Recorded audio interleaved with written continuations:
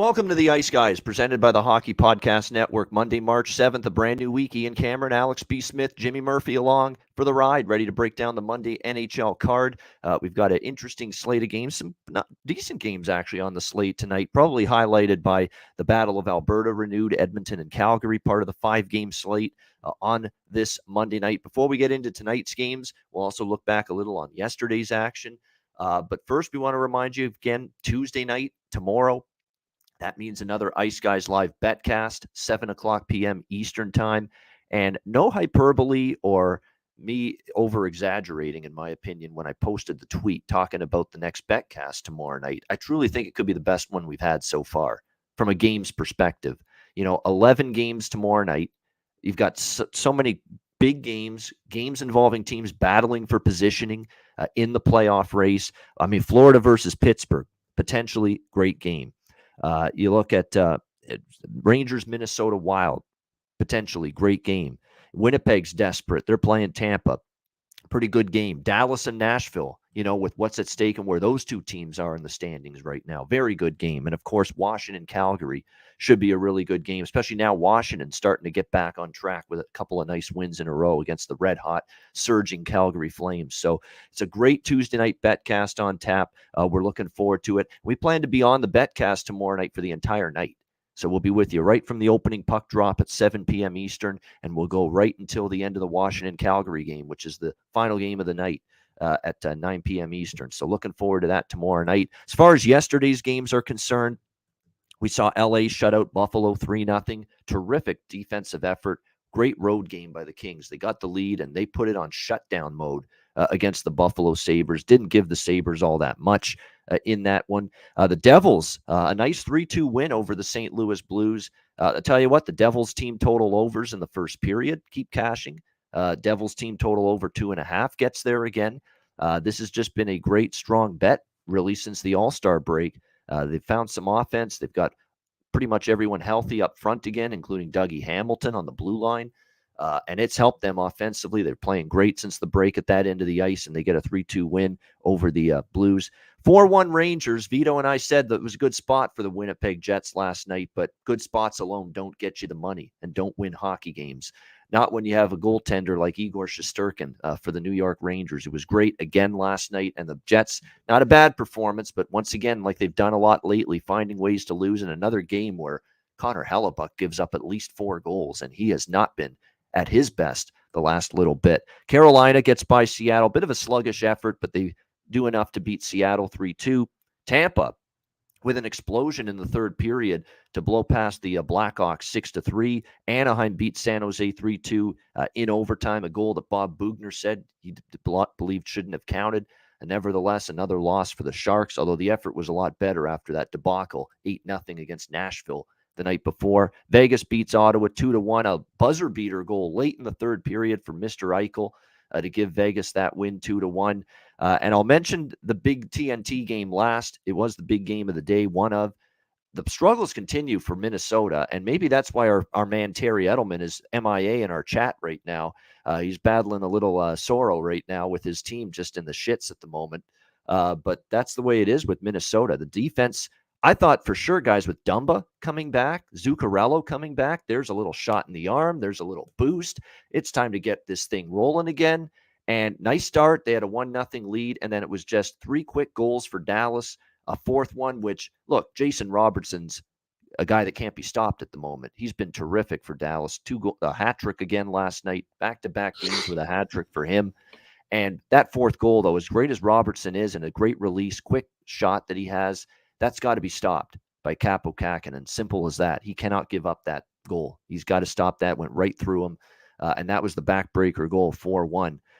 Dean Evison almost looked like a hero or a genius at the end because he pulled the goalie down 4-1 with 8 minutes to go, and it nearly worked. They got it to 4-3, but Dallas gets the 5-3 empty netter after missing a bunch of empty net chances, and they finally put that game away, and the issues continue for the Minnesota Wild. And Dallas, contrast that with Dallas, you guys, they're playing great right now and really starting to they've tied Minnesota in the standings. That's how good Dallas has played lately. They continue to find ways to win. Alex, good to have you back. What were your thoughts on yesterday and the weekend overall? Yeah, well, that Wild game I watched from start to finish, and it was kind of crazy because you don't talk too much about bad bets or bad beats with a live play because sometimes obviously you're betting in game, things can change on a dime. But if you had live under at any point when the Stars took a 3-1 or 4-1 lead, that probably was a bad beat because that game was kind of coasting, and even with, like I said, Everson pulling the goalie with 8 minutes left, that first goal for the Wild didn't come until about 4.5 minutes left in the game, and then you end up having three more goals. Wild, like you said, make it a 4-3 game, and then Dallas finally gets the two empty netters late. So that was kind of a bizarre game back and forth. Even the goal that tied it up at the end of the period, which I was certainly grateful for. I had a live first period overplay with 2.5 seconds left. Looked like it was clearly interference, and then you come to find out it was a Wild player that ran into his own goalie, so they had to review that. And like I said, just another bad loss for the Wild. They've lost 8 out of 10. They've got the Rangers coming into town tomorrow night, so things don't look like they're going to get any better right away. And like I said, Dumba, being back in the line, it's probably going to take him a while to really kind of get reacclimated. And once he does, that should finally give this team some boost. But they're going to have to do something about the goaltending. He said Kakinen, who has been looking sharp, he's been letting in some soft goals. We've already talked ad nauseum about how Talbot's been playing. This is a team that they've got 2 weeks from now to make a move to get a goalie if they want to try to make a solid playoff run. These two guys they have right now simply aren't it. Yeah. Kakinen was Kaka Yeah. yesterday in that game, as in the Dookie sense of the word, right there. The fourth goal's got to be stopped, and it's he's been better than Talbot lately for the most part, but that is a goal you got to have. That's a shot you got to have. That fourth goal that ended up getting him chased from the game yesterday. Jimmy Murphy is back as well here on a Monday. Jimmy, what do you think of the weekend in the NHL? What I'm thinking is, again, I'm going to say this, and I said it, I believe Thursday was the last time I was on. There's no way that the Toronto Maple Leafs aren't looking for a goalie right now. It's just, they're full of it if they keep saying this to the public that it's not a priority. If it's not, then Kyle Dubas needs to be fired on the spot right now. And same goes for the Edmonton Oilers. Look, this is a team that, I'm sorry. This shows you now what happened against the Montreal Canadiens on Saturday should be pure proof that it was not the coach that was the problem. And I'm going to go again, and people are going to say I'm nuts, and I don't care because I am. John Tortorella was 100% right way back when he caused a stir and said that this team needs to play more defense, and it's not going to change there until Connor McDavid and Leon Draisaitl buy in. They are not leading right now. And whether they want to admit it or not, and they want to take all the accolades for being these amazing skilled players and think that somehow gets them off the hook for not being a leader, it's time they do it, or you ship one of them out. That's what I would do if I was a GM right now in Edmonton. One of those guys has to go. If they make the playoffs, you need to blow it up there because it's enough. Their culture there clearly isn't working, and that was just an embarrassment what happened to them against the Montreal Canadiens. Yeah, it is a culture thing to a certain degree, but at the same point in time, you said it in terms of what continues to haunt this team. I do think they've got a capable enough. Is it a great blue line? Is it going to be a shutdown blue line? No, it's not. But right now, this is an Edmonton blue line that's got some pieces that I actually do like. I like Darnell Nurse and how he's gotten better on that blue line. They wait till they get Clefbaum back, which hopefully they do at some point. I mean, it's been a massive deal not having him available. Chris Russell's one of their better shutdown defensemen. He's been out for a period of time. You're just asking a lot of a old retread, broken down Duncan Keith. You're asking a lot of Cody Ceci, who is, basically a third, fifth, sixth defenseman. And right now he's up there on I believe the top pair with Nurse. You got to put in the Martin Bouchard now is day to day, and he's actually giving you some decent play. Barry's on IR for them. You're putting a lot of minutes and responsibility. That's why the forwards have to come back and help you. Yep. That's my point. Like these forwards just don't know what the hell the defensive zone is. It's so frustrating to watch because this could be a good team, I think. And we'll talk about this more with Edmonton Calgary when we break down that game for tonight. But yeah, they got Ceci with Nurse. Ceci's not a top pair defenseman. He's not. No, he's just borderline absolutely AHL. not. And yet he's put in that position because they've got really no other options at the moment. And Bouchard's banged up. Barry's on IR. Clefbaum's not coming back. Russell's out for a long period of time. You're putting a lot of minutes and responsibility. Ceci, Keith, Marcus Niemelainen, and Will Lagesson, and Broberg, who's a young kid, who's, not at the point where we're ready to give him, 25 minutes a night. We're just not.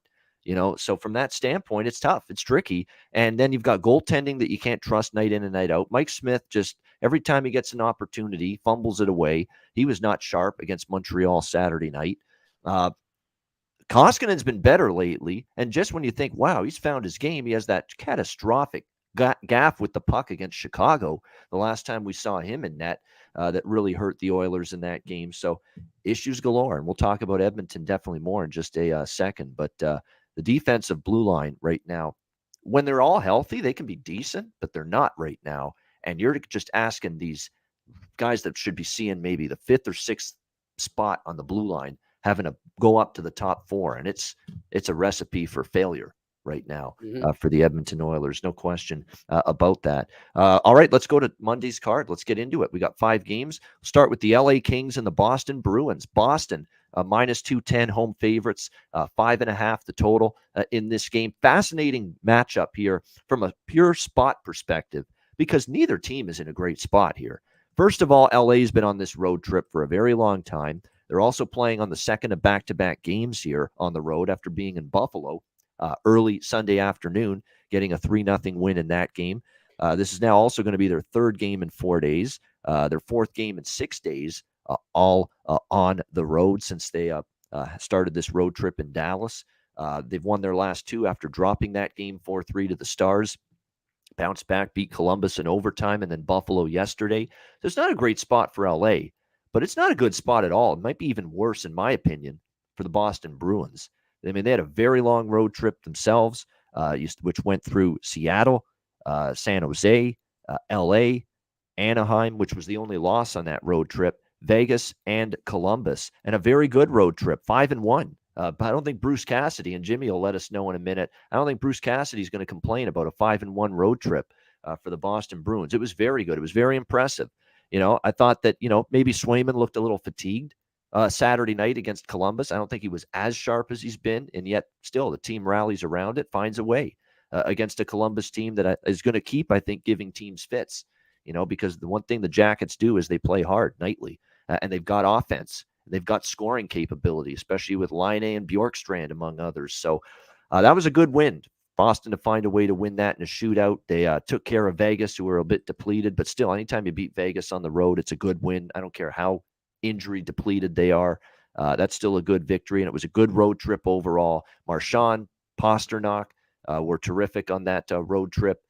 Coyle stepped up with DeBrusk was amazing when we've talked about his goal scorer prop for a while. It's been very impressive to see how things have gone. How about Craig Smith, too? He's really had a nice road trip for the Boston Bruins as well for them and stepped up offensively. So lots to like, but here we go, right? Long road trip, first game back home. You got to deal with all those distractions. It was a successful road trip, and that's even more of a bet against situation for me, the successful road trip compared to the bad road trip. Not only is it a long road trip, but it was a very good one for Boston. I don't know we get their A game here.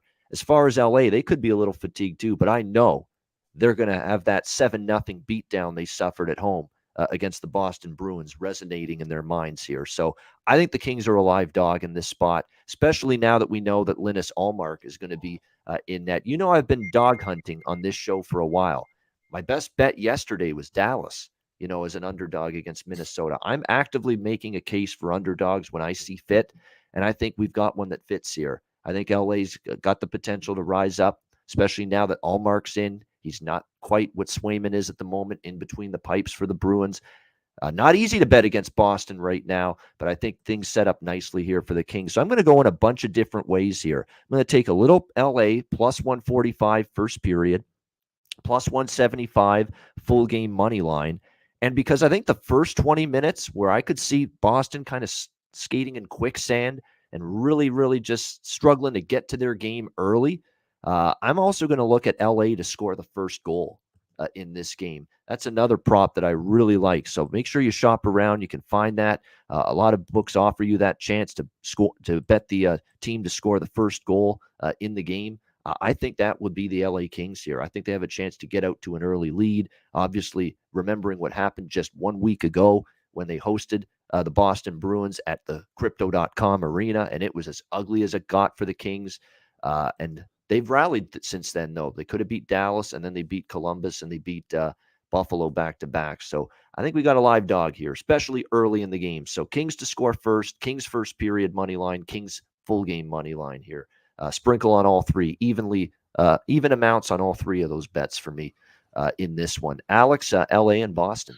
Yeah, we kind of talking about this a little bit before we got on air, and we kind of thinking the same direction with this. Like I said, LA, and I mentioned this when like I said, these two teams played, that they would be on the road trip and would end it in Boston. And sure enough, that having that kind of a defining beatdown at home, it's got to be fresh on their minds. And playing a Boston team that's been playing some good hockey even after that big blowout win. It's the Kings team that kind of needs to keep that momentum going no matter who they're playing at this point. They need to get points. So that's going to be the mantra for every Pacific Division team at this point. So I like the Kings to score first. I got that at plus 130.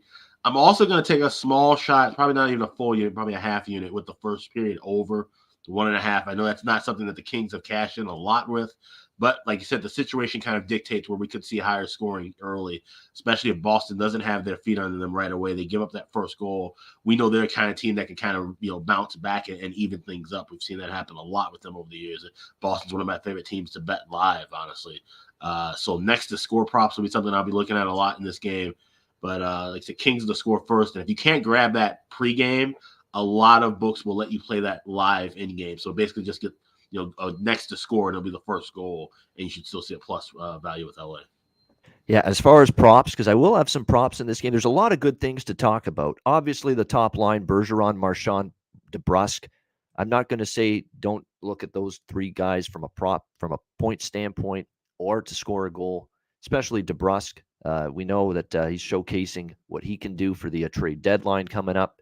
No question. Although we're starting, as Jimmy said a few days ago, should Boston even trade him now with what we've seen from him in recent days? But still, you're going to get that effort from him. Here's one that I mentioned to Alex before the show. You know who stepped up? He's now been centering the second line for Boston. Eric Howla with Hall and Pasternak. Eric Howla's had a point in 5 straight games, and he's plus money, plus 115 to get a point tonight for the Boston Bruins. So I think that is something you can take advantage of. Again, the odds makers aren't adjusting points props or prices on them for a guy like Eric Howla. They just don't pay that much attention. They don't. All right. So these are things you can take advantage of when you see a guy now that's had 5 straight games with at least a point for the Boston Bruins. So there's an option for you even to score a goal because he did find the back of the net, although a few of those were assist points that he had, but definitely that's an option for you. And for the LA Kings, it's going to be the same guys we count on. It's Adrian Kempe is always a threat to score for them. He's always a good look in terms of points props as well. Even you can go over 1.5 points on Kempe tonight and get a really nice plus price. I think that's a good value bet from a player prop standpoint tonight in this game. And keep an eye on the lineup for the Kings. Victor Arvidsson suffered an injury yesterday against Buffalo, left the game. He's doubtful or at least questionable at best to play tonight against the Bruins. If he doesn't play, they've tapped this guy that's just been called up from the American Hockey League, Jarrett Anderson Dolan, to be on that top line tonight. But not just calling him up and putting him in the lineup if Arvidsson doesn't play, but putting him on the top line on the left wing side along with Kopitar and Kempe on that top line for the Kings. The problem is we see at a lot of books, a guy gets called up and first game, a lot of them don't add props for that player in time for that first game. So I'm concerned we're not going to get props for Jared Anderson Dolan tonight for LA if he's in the lineup. But if you happen to find them, there's a player maybe you can target here for the LA Kings. Just comes out from the 8, and he's got numbers in the AHL. He's been putting up numbers. He's been great down there. 37 points in 39 games with Ontario in the AHL. It's Ontario, California, of course, for you knuckleheads out there. But yeah, definitely he's been producing down there in the AHL. So definitely impressive to see how he's gotten the offense going there. And he's going to be put in a prime spot maybe to get it going here immediately, playing on a top line. If he's in the lineup, if Arvidsson doesn't go, he'd be on the top line tonight with Kopitar and Kempe based on line combinations at morning skate for the LA Kings. Jimmy, what do you think here? LA and your Boston Bruins here off this road trip. Yeah, I'm right with you guys. I just don't like this spot for the Bruins at all. I think it's a great situational spot for the LA Kings. You got, like you said, the built-in motivation to avenge that debacle of a game against the Bruins last week. So that's there. And then the Bruins coming in, flying high, feeling good about themselves. They just got home. They're off the long road trip. It just does not have the recipe for success when you look at it from a Bruins standpoint. So I'm with you, but I'm going to take it a step further. Give me the Bruins in regulation. The Kings in regulation to beat the Bruins here. I also like the Kings in the first period, and I'm going to go on that one with you, Ian. The Kings to score the first goal. So those are my three for this game. There you go. It sounds like we're lining up, Jimmy and I, and Alex likes the first period as well. Yeah, Craig Smith to score a goal. I mean, I actually took Craig Smith to score a goal the other night, and it came through. Mm-hmm. I mean, he's definitely been fitting in nicely right now, finding a little groove, and we know he's kind of a streaky player. Right now, he's on the good side of that streak, and definitely chipping in at the moment for the Bruins. And even though he's playing with Frederick and Coyle, we've seen him obviously get things going a little bit offensively. All right, next up, Florida, Buffalo. Florida, minus 330, road favorites. How about this total? 7 for the most part now across the board. Still a couple books have 6.5, but most places have moved to 7 in this game after opening 6.5. And you can understand why that is. The Florida Panthers certainly, a lot of games, they basically go over this total or close to it by themselves. We know this team's capable of exploding every night. 6 goals they scored against Detroit on Saturday in a 6-2 victory over the Red Wings. Buffalo shut out by the LA Kings yesterday, 3-0. You got to give a lot of credit to LA. That was a very good and impressive showing by them in terms of defensive hockey once they got the lead. I thought it was pretty good. They didn't really give Buffalo any time and space. They really didn't give Buffalo any openings offensively. The kind of road game that wins you in the games in the playoffs as well. So it was a really nice performance by LA in that game to bring it home. So we'll see how Florida or Buffalo bounces back in this one.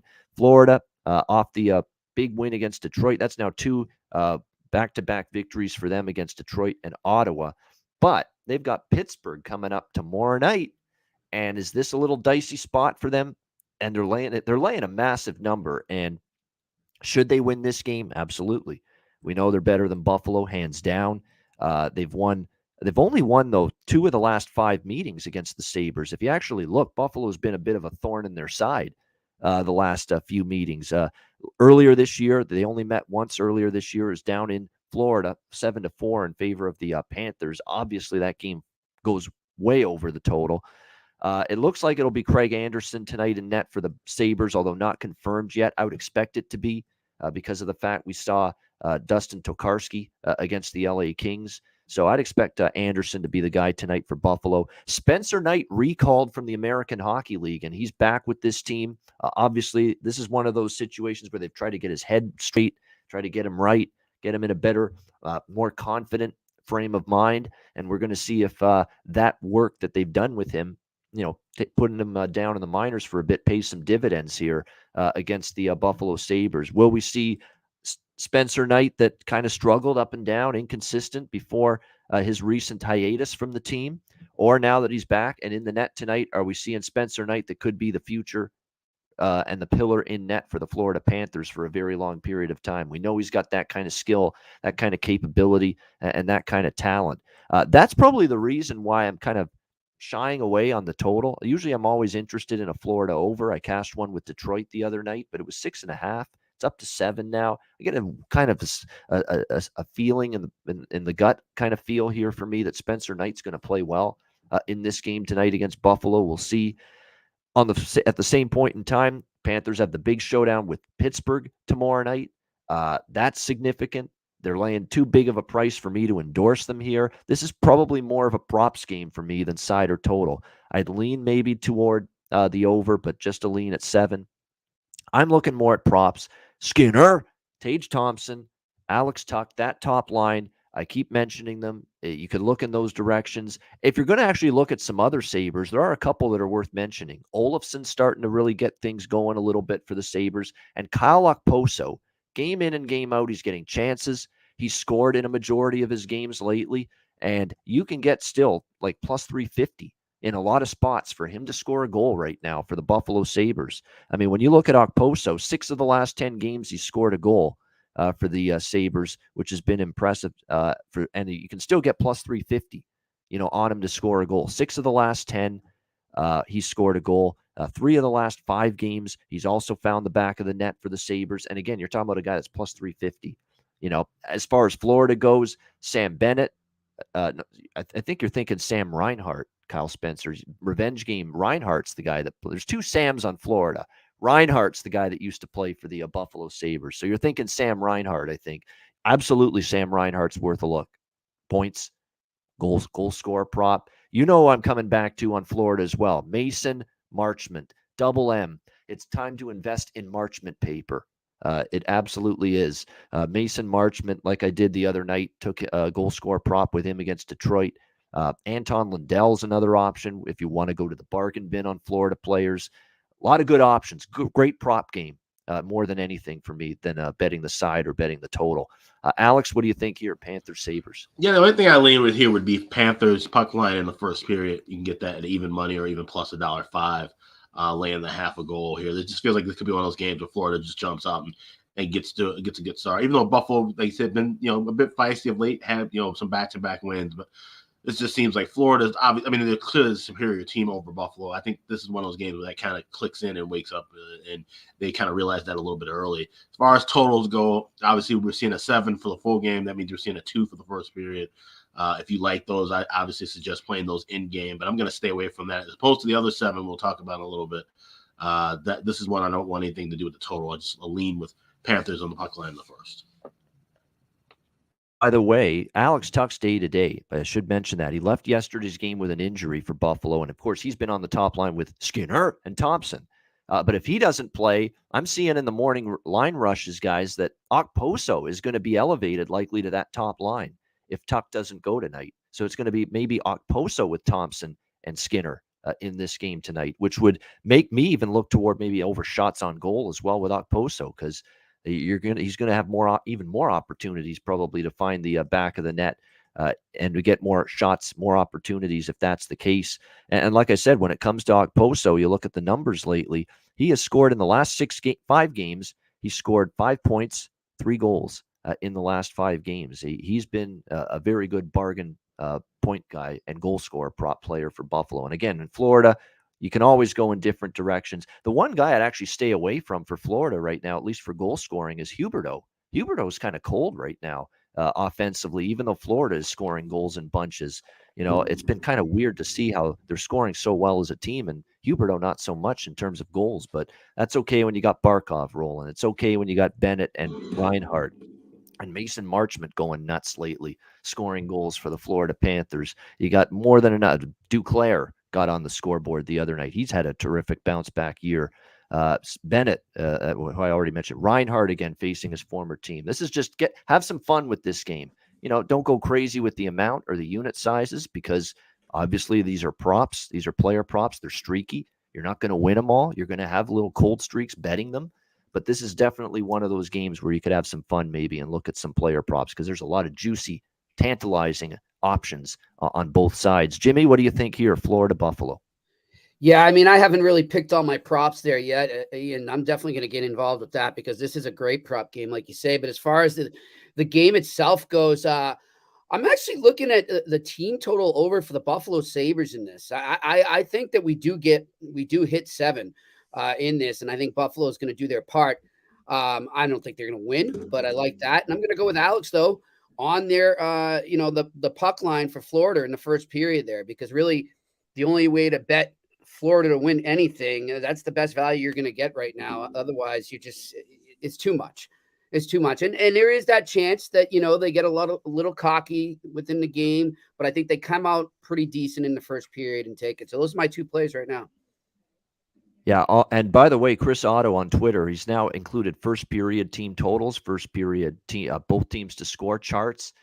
Those are things that those are markets, derivative markets that I have really been looking at more often lately. They're great. He's done more great work from Chris Otto. Nothing new there. He's done just terrific work just tracking all of that for us this year. I'm going to jump in on that. I'm going to make that an official play. I said I didn't have an official side or total. I now do. I like both teams to score first period here, plus 140. I like that.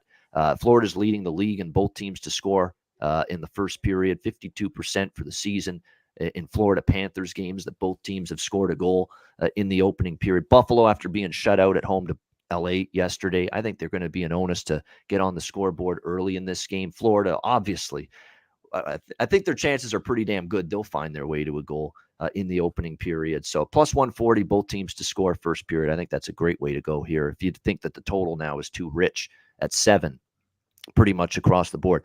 Andrew McInnis with us now here on the Monday show. Andrew, welcome in. What do you think of Florida Buffalo? Great to be here, guys. I think it, similar to what Jimmy was saying, and apparently what Alex was saying too, is that these first period puck lines have so much value. Obviously, you're only getting 20 minutes to get there, which is why you're getting a better price. But I think Florida, they have been actually known to have slow starts, and even though they're a good first period over team, as Chris would tell us, I think that they won't take Buffalo lightly. But then the other side of it is too, I love what Jimmy said about that team total for Buffalo, because it's something that I've liked to do with opportunities like this when you see such a mismatch, minus 330, because how often, do you see a game like this and, something like 6-3, right? And, you don't have to worry about what the other team is doing. You get that underdog to get there with your team total. But I do think the Panthers get it done. I think they have a good start to the game. And I think the first period for me is going to be my favorite play here. I think Buffalo can contribute, but you talk about it being a prop game, and I really truly think that if you like Buffalo in any way, shape, or form, you should just be betting props, because it's a lot more predictable with the Sabres who's going to make an impact than it is for Florida. I think we all can agree on that. If Buffalo has a good game, there's a handful of guys we know that are going to be contributing. Whereas if Florida has a good game tonight, we could all pick our favorite goal scorer and they could all not score. And Florida could still score 4 goals. That's how deep they are. Yeah. So I think first period for Florida is the play here. All right, first period. That would be first period puck line, which you can get plus 105, plus 110 with that. Yeah, Panthers. Don't sign me up for the money line, please, in the first period. Yeah, just a little too rich. Yeah, it's crazy. It's a big price. Absolutely. It's obviously the full game is minus 330. The first period, if you're interested, by the way, is minus 220 for Florida. So even that's not a very good price either. So yeah, minus a half's the way you got to go. All right, Toronto, Columbus. We've got the Leafs and the Jackets here. The Leafs minus 220, road favorites. This total is just like we mentioned with the Buffalo Florida game. We've seen this total open 6.5, and it's pretty much gone to 7, pretty much everywhere. And once again, I understand the Leafs keep talking about their defensive. They keep getting asked about the defensive issues, struggles of their goaltending, particularly Jack Campbell. Look, I've been slow to totally get concerned about Jack Campbell, because I think in a lot of these games, he's had some bad puck luck, some bad play in front of him, a few bad breaks. And he had a couple bad breaks against Vancouver. But at the same time, man, they're Pepper and Demko. They're playing a good game. Austin Matthews is all over the ice. And again, like I mentioned yesterday when we recapped the Vancouver-Toronto game, next time you see Austin Matthews go 2 games without a goal and everybody reacts like the sky is falling, you bet on Matthews the next game. He's uncanny in terms of stopping the bleeding and a 2-game skid without a goal. He seems to bust out in that 3rd game, and he did that yet again against Vancouver with 2 goals in that game. So it's definitely a trend that I've noticed, something to keep in mind. He just doesn't go more than 2 games without doing anything, essentially. So keep that in mind. But Toronto had the offense. Toronto had a good game against Vancouver at that end of the ice, but just everything that Vancouver was throwing at the net seemed to go in. And Jack Campbell's being questioned again about where his confidence is. So issues galore for Toronto. They're going to go with Mrazek tonight. They're going to save Campbell for the back-to-back at home to Seattle tomorrow night. That's the way they've chosen to do it. Merzlikins is going to be in net for the Blue Jackets. Much like Florida Buffalo, have some fun with some props in a game like this. Take a Michael Bunting, who's a road machine in terms of scoring goals. All of his goals, most of his goals have been on the road. It's uncanny how it's like that for him. But obviously, he's on the prop list for me tonight. Michael Bunting, over points and to score a goal. And again, take your shot with some of these over 1.5 points on some of these players, especially in these games that project to be high scoring, when these games are lined at 6.5 or 7 from a totals perspective. There are obviously games we expect goals in. There's great games to maybe look at an over 1.5 points at a great plus price. Take your chance instead of just 1 point. At even money, or you got to lay a price with some players just to get a point. So great game to do that with. Lyon for Columbus, Bjorkstrand for Columbus. It goes without saying. I mean, what Lyon is doing is incredible. What's he got? 26 points in 16 games. I mean, it's just incredible the pace he's on right now. him to score a goal, him from a point prop perspective, definitely something I would consider in this game. No question about that. You could go with a bunch of different ways. Voracek's been good for points lately as well for the Blue Jackets. On the Toronto side, like I mentioned, Bunting certainly stands out, someone to look at. Could you even buy low with Tavares, who finally scored the other night against Vancouver? And maybe that gets the piano off his back and everything that's cost him. He's been playing with very little offensive confidence lately. He finally scored the other night.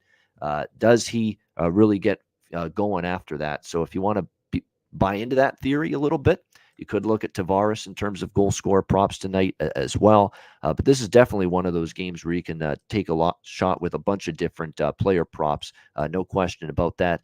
Unlike the Florida Buffalo game where I kind of pumped the brakes a little on the full game over, I did bet this at 6.5 overnight this morning. It's gone to 7. If you can find 6.5 or you want to wait till in game to get it and maybe get a scoreless first 5 minutes, the Alex B special. Maybe you wait 5 minutes, get a better number and price. I wouldn't talk you out of that, but definitely think this game can still go over the total. I mean, we've seen 2 Blue Jackets Leafs games, 5-2 and 4-3, where the final scores both went over the total. Jackets trending over, Leafs trending over. They keep talking about fixing the defense, keep waiting for the goaltending to step up, and still they're having to play a lot more high-scoring games. The Minnesota game was really an anomaly for the Leafs when you look back at their recent play. So in terms of that being low scoring, so like the over. If you didn't get 6.5, maybe wait till in game in the first few minutes to get a better price and number. Alex at Toronto Columbus. Yeah, you nailed it right on the head. I'm waiting in game for this one, and it's funny. I saw 6.5, but even then I was still going to wait. I didn't expect this one to climb right to 7. And this is the thing, I talked about this before when we see 2s with these first periods. If you do wait in game to try to get a better number. So far, what I've noticed with a couple of games that have been 7s, 7 goes away pretty fast. It drops to 6.5, where you'd be laying somewhere in the range of $1.80, $1.85. And then it starts trickling down. You won't really be able to find a 6 necessarily. Depends on your book. I know most books, once it drops from 6.5, it'll go straight down to 5.5. So this is one where you might have to go and grab 6.5 at plus money. Or if you're seeing where the pace is awfully really slow that first, maybe let's say go 8 to 10 minutes without a goal, then you'll be able to get a 5.5. So that's the way I'm approaching that. I kind of tweeted about it earlier. I definitely will be playing this game for a full unit, but it would be in game on the over. Definitely good advice there, Jimmy. Leafs and Blue Jackets. I mean, look, I started this show off by railing into the Leafs, and to say this is a must-win sounds crazy, maybe, but does it really sound that crazy for the way things have been going for the Toronto Maple Leafs lately? I got to go with them. I'm going to go with the Leafs on the puck line here because I think they finally get it together and they finally just play with some pride. So, it's the same thing we were talking about with the Oilers, and we'll get to that later. But these are 2 teams that really need to start approaching every game like it's do or die. Yeah, no doubt. And again, with Matthews off the schneid, you could go Matthews again for props tonight as well, because it seems like, is he really going to stop, at just one game? Pump the brakes now. He had the 2 games without a goal, and he had 2 the other night. Now he's just going to pump the brakes and go back into a tailspin tonight. No, usually when he gets out of a little funk, he goes 2 or 3, 4 games in a row where he's contributing nightly. So that's something to maybe consider as well for this game. I understand what Jimmy's saying with the Leafs, but I'm not betting the side in this game. I'm not, because it does feel like Toronto should win this, but I'd actually take Columbus at the plus money before I take Toronto. Yeah. I honestly would. That's how, unsure of myself I am with the Leafs right now. Andrew, what do you think? Toronto, Columbus? Yeah, well, it's kind of fun, guys. Like I did my show earlier today, and we pretty much spent the first 10 minutes of the show ripping on the Leafs, which is what it sounds like you guys did today. And then I did my buy and sell segment, and my buy team for this week was actually the Leafs. So it was kind of funny to rip on a team and then, say the future's bright. But I'm going to include this game in this. But you look at their schedule coming up. They've got some they've got some layups, supposed layups anyway, coming up in their schedule. And I told you guys. There's no layups for them or the Raptors. Yeah. Should be layups. But you know what I'm saying? Like, and lately I have been, like I told you, trying to be more of a schedule watcher. So look, there's so many cliche terms that get thrown around this industry, and one of them is revenge spot. And I think that there's so many different things that go into that, but this one has to be taken into account. The last time these 2 teams met, we were actually out doing a bet cast. Yep. And, they blew the lead. And we all, I don't want And to they never touched the puck in overtime. Yeah. Columbus won the opening face-off. I wasn't going to drag you down with me, rips Ian, one and it's over. Yep. I wasn't going to drag you down with me, but me and Ian both grabbed them going into overtime. And that was all she wrote, like Ian just said. But I think, like, allowing 11 goals the last 2 games, seeing what they've been doing recently, goal production wise, and then take into account that past 3 weeks ago, Columbus, came back on them, scored in overtime to win.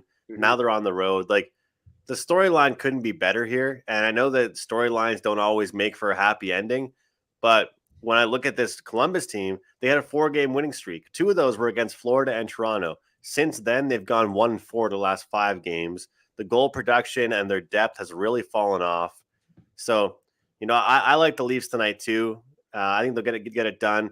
But I really like what Alex was saying and what you were saying there too, Ian, because I have a feeling that this game's going to start slow.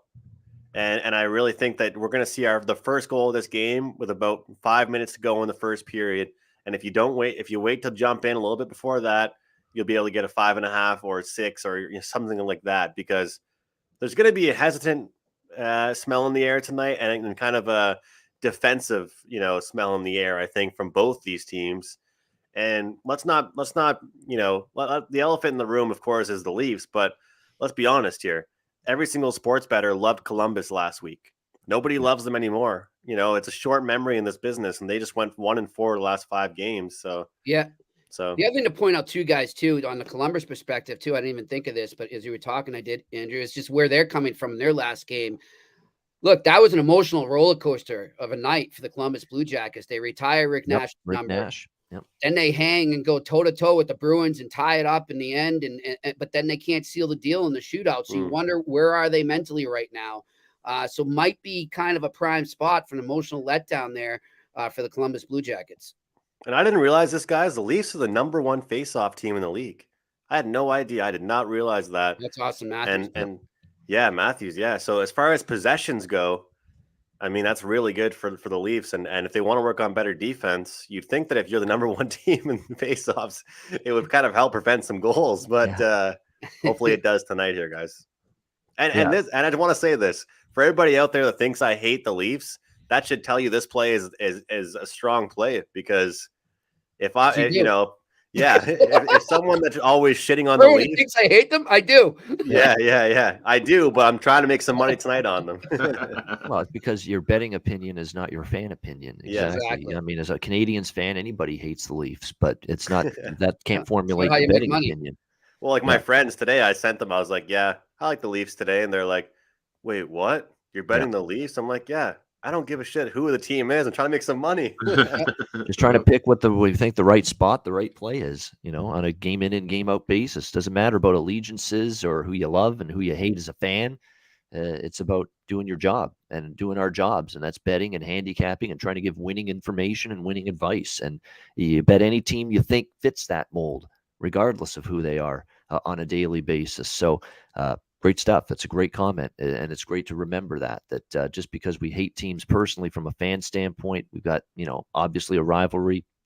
Montreal with Toronto doesn't mean we bet against the Leafs and we only bet against the Leafs. It's not the way it works. I'd say Alex, like since the day I met Alex, he has the best read on the Hawks. Like I don't bet that many Habs games. Like I respect the hell out of you, Alex, because you'll bet on the Hawks the one night, and then 2 nights later you'll have a top play fade in them. I mean, and that's I've always believed that. Like, if you follow a team close enough, you should have a read on them, good or bad. Honestly, in fact, even not to lead into tomorrow, but I kind of mentioned it to Ian off air. Like I see the Hawks as a favorite tomorrow. Like the first thing that popped in my head was probably going to play Anaheim.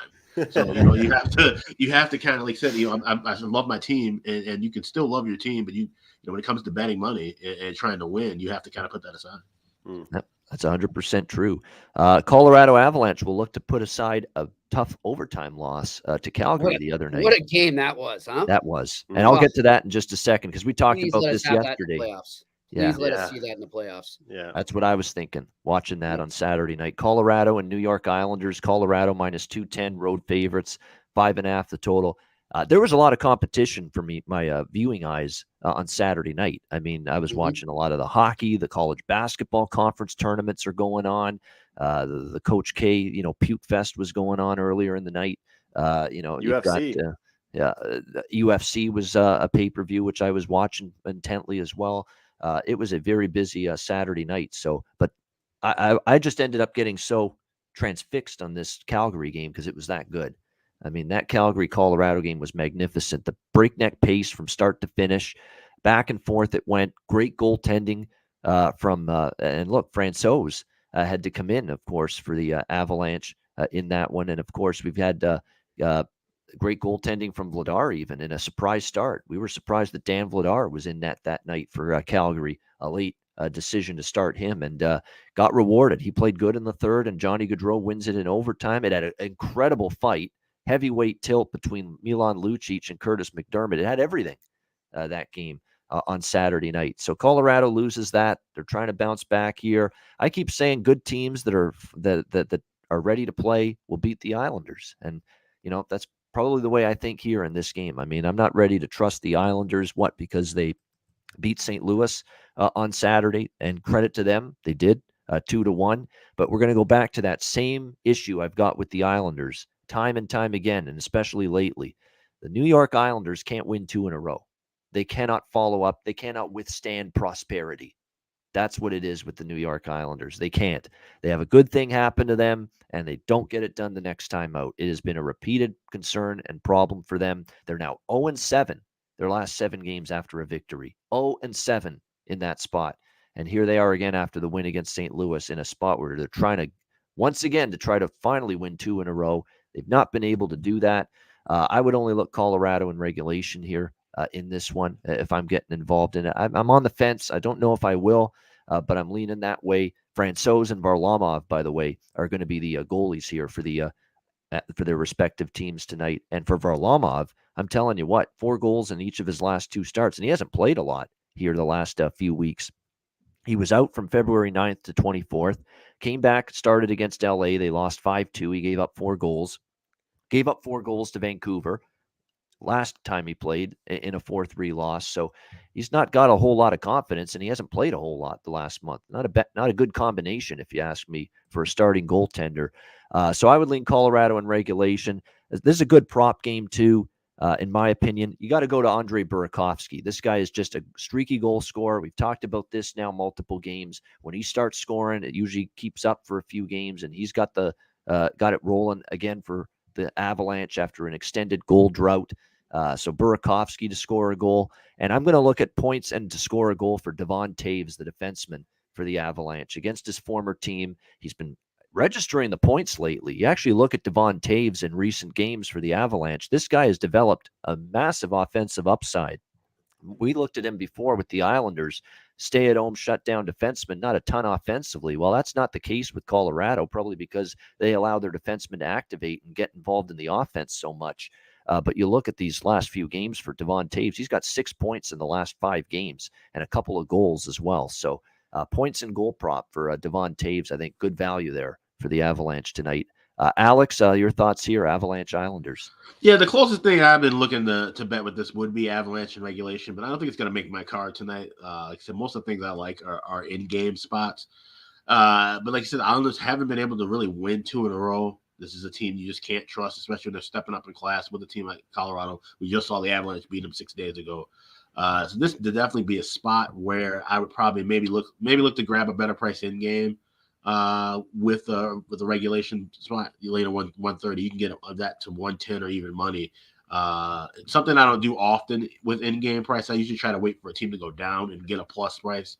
But I might just wait a few minutes and grab a better price for them in the regulation. I don't like anything as far as pregame goes. And I just want to see how the Avalanche respond. Maybe, going to East Coast and playing a team they already kind of handled a bit. Maybe they kind of get off to a sluggish start. So I want to just observe that first before making any wagers. And by the way, the Avalanche, a rare 2-game losing streak for them. Arizona, of course, before that Calgary game, they lost that one as well. So 2 losses in a row. They've only lost 3 in a row once this year, and it was all the way back in October when this Colorado team lost 3 games in a row. It was October 16th, the 19th, and the 21st against St. Louis, Washington, and Florida. They lost all 3 of those games. So we'll see if they can avoid a 3-game skid tonight. Jimmy, what do you think here? Colorado, New York Islanders. Well, yeah, look, this kind of feels like not a good spot for the Avalanche, even though I know that, they're going to be hungry, like you said, after losing 2 in a row. But I don't know how much I like this game for them. I'm going to stay away from that. What I am going to do is do a prop on one of them, though, and that's Devin Taves to get a point at least in this game. He seems to like playing against his old mates last week, so I think he does it again here, especially returning to New York, first time back and first time in this new arena there. So I like him to get a point. Yeah, definitely. Definitely, it stood out to me that Taves could be involved in the production tonight for the Colorado Avalanche. No question. And yes, John X, good point. I did see that. Colorado does have a House of Horrors element to them here on the island. 1-11 in their last 12 against the Islanders on the road. So that's a pretty bad track record. But all things created equal, you should get Colorado focused here. We'll see if that's the case. Andrew, what do you think here? You know what? Like I've been saying about the situational spots. Some people might call me crazy for saying this, but it's that much of a difference to me if they're coming off a win or coming off a loss that I'm betting this game. Really, that's it. Like honestly, even though it's an overtime game and a game against a great team, it makes that much of a difference to me in my betting for me to bet this game or not. And because they lost, I'm taking them in the first period puck line, similar to an earlier game we talked about. Where I think that's the best way I can find value. So I'm looking at that. And I also like the first period over 1.5. All right, there we go. That's Colorado first period puck line for Andrew, -0.5 plus 135, and also first period over here at a good price, -120, because the Islanders are involved. That's exactly why. And if you really think Colorado comes out and storms the Islanders in this one, which isn't always a given because the Islanders try to really tighten it up, play conservative, and they've kind of gotten back to that certainly the St. Louis game. That looked like the old Islanders again. Solid defensive effort, good goaltending from Sorokin. In that game against the Blues, that looked like the Islanders' blueprint to win hockey games. They're probably try to replicate that tonight, but it won't be as easy against Colorado. But if you think Colorado can storm them early, you could even go with a 1.5 team total over first period Colorado at like plus 200 or even more than that. Really big price on that if you are tempted to look in that direction and get a pretty solid number with it. All right, final game of this Friday or this Monday card, this 5-game slate. The Battle of Alberta back on tonight. The Edmonton Oilers and the Calgary Flames. We've got Calgary right now currently minus 220 home favorites. The total in this one, 6.5, pretty much across the board. This is a fascinating matchup. You've got obviously Calgary playing after the big win against Colorado. That was a much anticipated, hyped up game. It certainly was on Hockey Night in Canada Saturday night. They kept talking about how big of a game it was for both teams, and it certainly delivered the goods. It was a phenomenal hockey game, no question about that. But Calgary got the win in that game. It's hard to believe that you could look after a win like that and say you're playing your provincial rivals. Is that a lesser game? I don't think so. I think they can pump themselves back up. It's Edmonton, and it's Edmonton that's beaten Calgary twice this year. Edmonton's actually won the 2 meetings head-to-head so far this year, Oilers versus Flames. So if anything, I think Calgary should still have a significant amount of focus here for this matchup against the Oilers.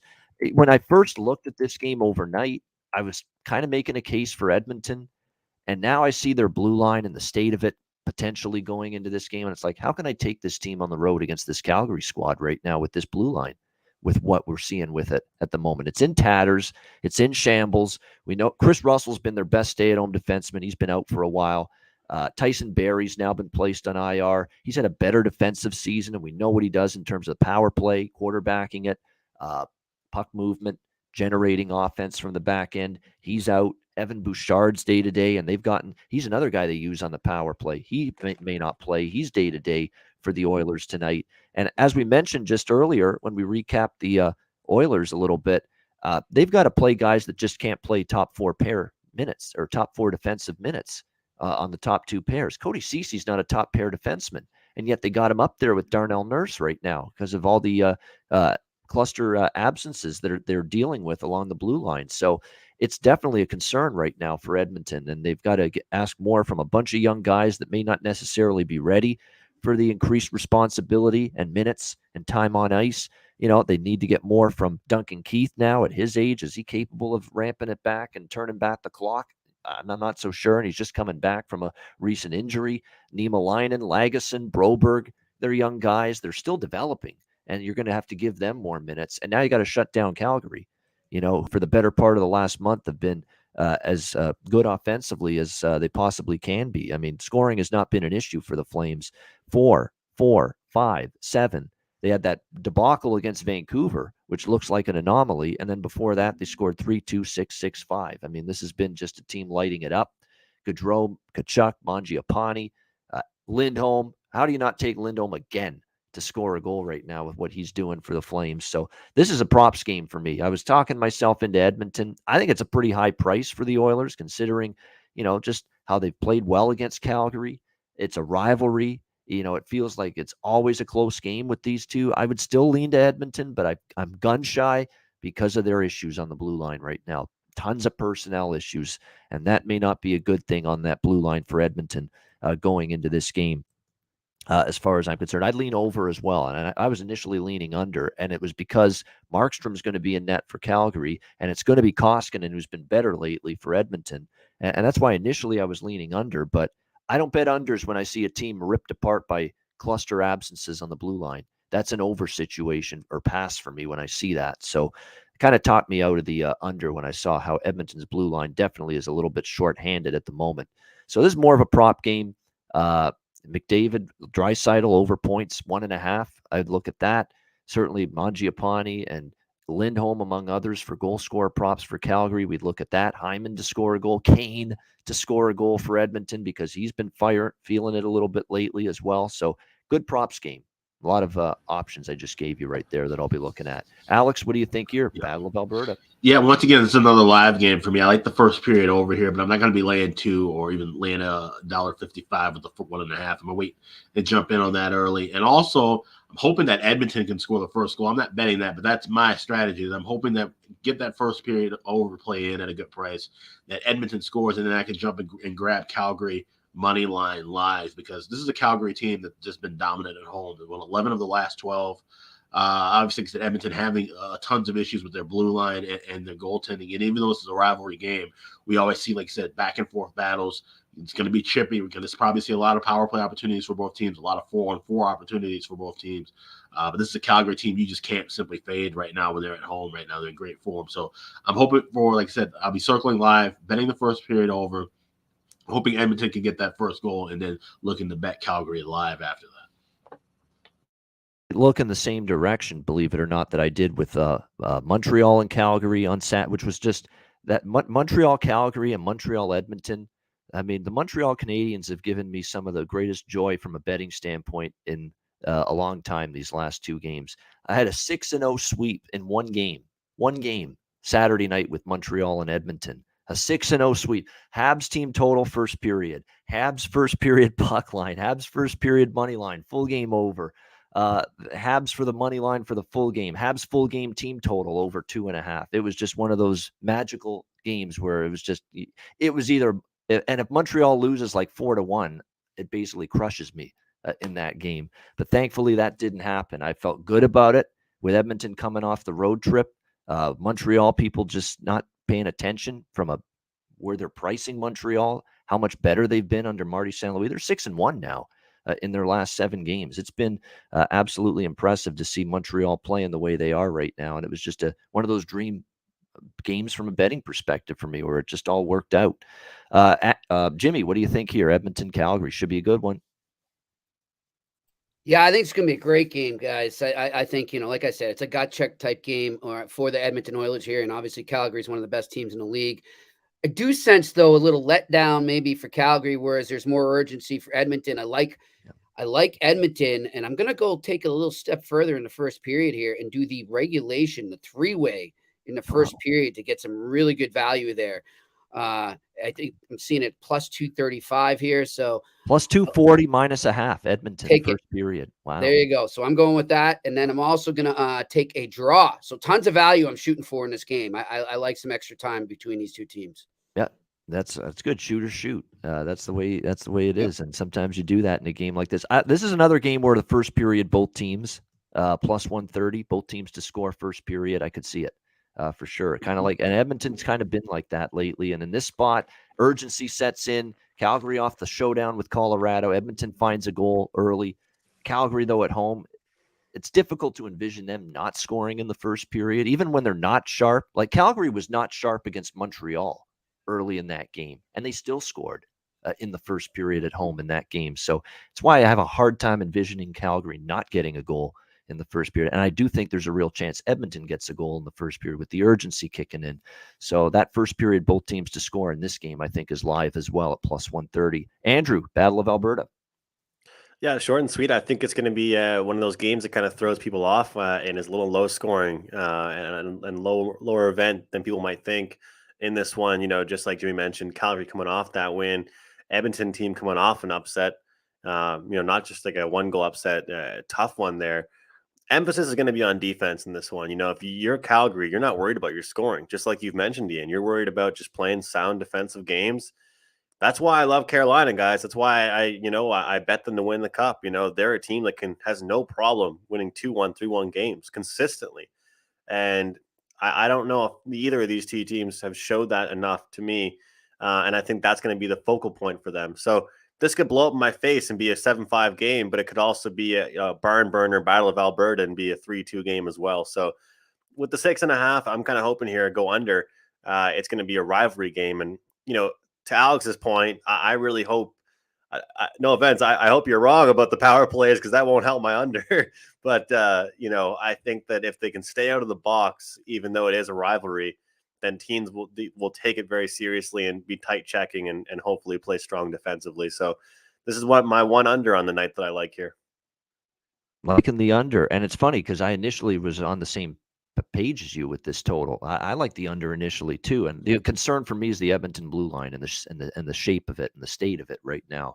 I'm going to have to rely on Duncan Keith on a second pair. I got to rely on Cody Ceci in a top pair, and Niemelainen and Lagesson and Broberg now filling out that blue line with everybody that's down right now for the Oilers. So that's the concern, but it still could be a game where you got, in theory, two teams looking to tighten up after what transpired in each of their last games. Edmonton in a shootout with Montreal, and obviously Calgary got into a back and forth, a little bit of a track meet with Colorado as well on Saturday night. Great stuff, great analysis, great Monday night card.